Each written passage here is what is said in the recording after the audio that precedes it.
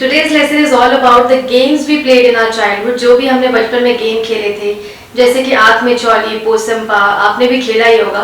So ये Indian games हैं और सेम ऐसा ही ब्रिटिश के भी लोग खेलते हैं या अमेरिकन जो है वो भी ऐसे ही गेम्स खेलते हैं.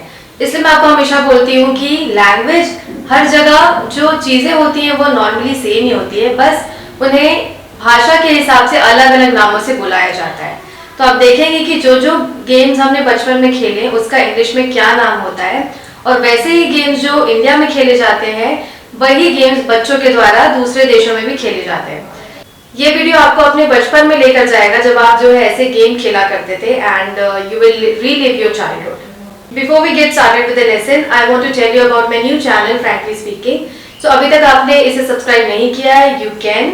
इसका लिंक जो है डिस्क्रिप्शन बॉक्स में है और इसमें मैं सिर्फ इंग्लिश कंटेंट प्रोवाइड करती हूँ उनके लिए जो कि हिंदी नहीं समझ पाते अच्छे से. और अभी बहुत सारे वीडियोस डल चुके हैं, आप जाकर चेकआउट कर सकते हैं. अभी मैंने रिसेंट वीडियो भी बनाया है कि हॉबीज को कैसे एक्सप्रेस करें, कैसे इन्हें एक्सटेंड करें आंसर्स. ये आपको बहुत हेल्पफुल होगा, आप जरूर जाकर देखिएगा. So without wasting further time, let's get started with the lesson.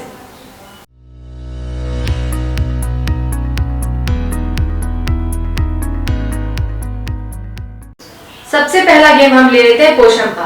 सो पोशंपा भाई पोशंपा ऐसा हम बोला करते थे और खेलते थे. और इंडिया में इसे पोशंपा बोला जाता है और ब्रिटिश इसे बोलते हैं या अमेरिका में इसे बोला जाता है लंदन ब्रिज. और ये हमारी तरह ही गाना गाते हैं जैसे कि पोशंपा भाई पोशंपा, ये हम बोलते हैं और वो बोलते हैं London bridge is falling down. So इसका इक्विवेलेंट है London bridge is falling down. So पोशंपा को बोला जाता है लंदन ब्रिज. अब सेकंड है आंख में चौली. आप इस पिक्चर में देख सकते हैं. आंख में चौली को आप बोल सकते हो ब्लाइंड मैन्स बाग.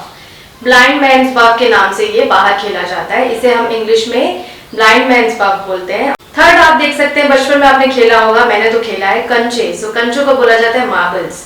और अगर आपको बोलना है चलो कंचे खेलते हैं तो आप बोल सकते हो let's play marbles. Let's play marbles.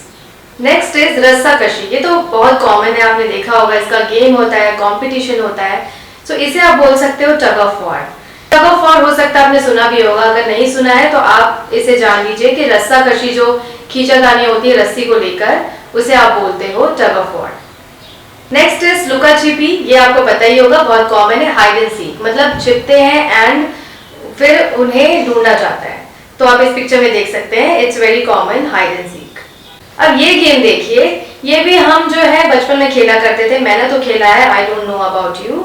सो इसमें हम क्या करते हैं, इसे हम एक पैर पे रखते हैं जो नंबर लिखा है, फिर दोनों पैर को सेकंड वाले स्टेज पे रखते हैं, देन फिर ऐसे करके हम पूरा क्रॉस करते हैं. आपने खेला होगा जरूर. सो इसे आप बोलते हैं हॉप स्कॉच. इस गेम को बोला जाता है इंग्लिश में हॉप स्कॉच. आप इसे याद भी कर सकते हैं कि हॉप करना मतलब ऐसे फुदकना या कूदना.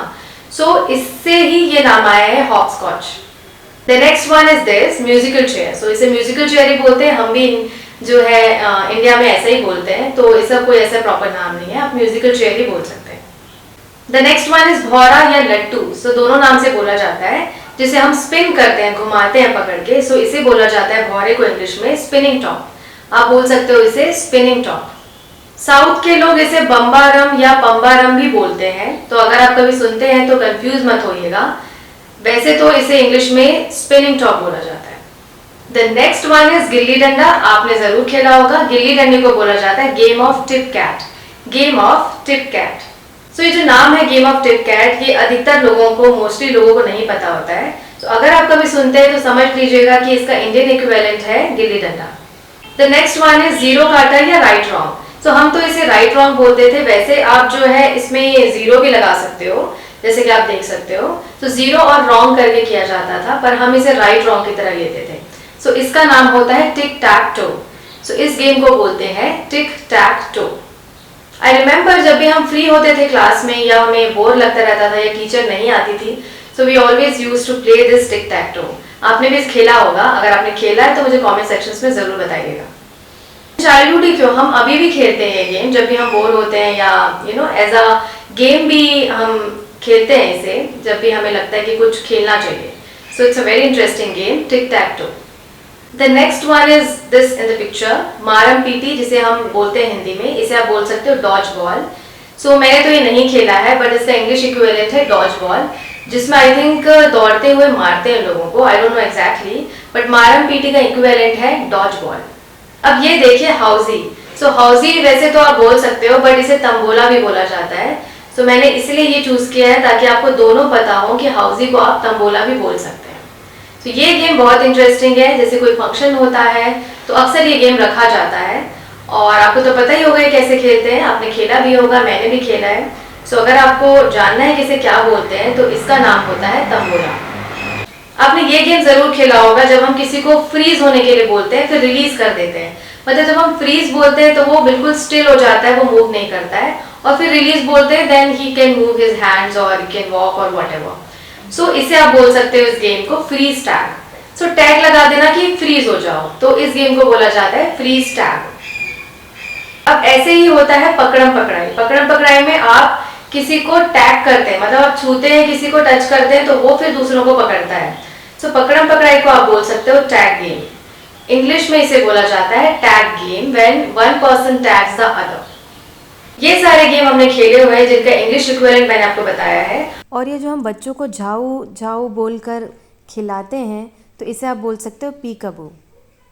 और एक और गेम मैं डिस्कस करना चाहती हूँ, साइमन सेज। सो इसे हम हिंदी में क्या बोलते हैं ये मुझे नहीं पता, बट अगर आपको कभी लगे कि किसी बच्चे को एंगेज करना है, उससे एक्टिविटीज में इन्वॉल्व करना है, तो you can play this game Simon says. और अगर आप इस तरीके के गेम खेलते हैं तो मुझे जरूर कमेंट सेक्शन में बताइएगा कि आप हिंदी में कैसे बोलते हैं इसे। सपोज आपको बच्चों को इन्वॉल्व करना है और उनको एक्टिविटीज करवानी है, मेंटल या फिजिकल एक्सरसाइजेस, तो आप उन्हें इंस्ट्रक्शन दे सकते हैं। जैसे कि आप बोल सकते हो उन्हें कि स्टैंड ऑन वन फीट, एक पैर पे खड़े हो जाओ, या आप बोल सकते हो कि quack like a duck. So duck जैसे क्वैक क्वैक करती आवाज निकालती है तो आप उसे बोल सकते हो कि ऐसे आवाज निकालो। और you can say make a smiling face और मेक अ सैड फेस। सो ऐसे इंस्ट्रक्शन देना छोटे मोटे ताकि वो एक्टिविटीज में इन्वॉल्व हो। तो इस गेम को बोला जाता है Simon says. I think I have covered almost every Indian game जो हम बचपन में खेला करते थे। और अगर आपको लगता है कि कुछ भी मिस आउट हुआ है, you can comment me, you can ask me, I try to answer it as soon as possible. I hope this lesson was useful to you. आपको मजा आया होगा, आपको फिर से अपनी जो बचपन है वो जीने का मौका मिला होगा, आई बिलीव इट। सो आप यूज करिए इन चीजों को जब भी आपको बोलना हो हिंदी में कि ये गेम खेलना है, let's play something like this. या अगर आपको किसी बाहर वाले को एक्सप्लेन करना है कि ये गेम ऐसा होता है, तो अगर आपको इंग्लिश इक्विवेलेंट पता होगा तो आप अच्छे से बोल पाएंगे कि अच्छा ये गेम होता है। तो बाहर का इंसान भी समझ पाएगा आउट ऑफ इंडिया कि ये गेम है। सो आई होप कि इसका आप यूज करेंगे। और अगर आप हमारे चैनल पे नए हैं तो ऐसे ही इंपॉर्टेंट और इंटरेस्टिंग वीडियोस के लिए हमारे चैनल को सब्सक्राइब करना और बेल आइकन दबाना मत भूलिएगा। अगर आप इंस्टाग्राम पे है तो हमारा पेज है letterbetter01, इसे जरूर फॉलो कर दीजिएगा। इसमें भी छोटे मोटे जो रील्स होते हैं, शॉर्ट इन्फॉर्मेशन, पोस्ट के थ्रू भी स्पोकन इंग्लिश की जो ट्रेनिंग है वो दी जाती है। सो आपको बहुत हेल्पफुल होगा। Here we come to the end of the lesson. Hope you enjoyed the lesson. Stay safe, stay healthy, stay happy till we meet next time with a new and interesting lesson. Thank you.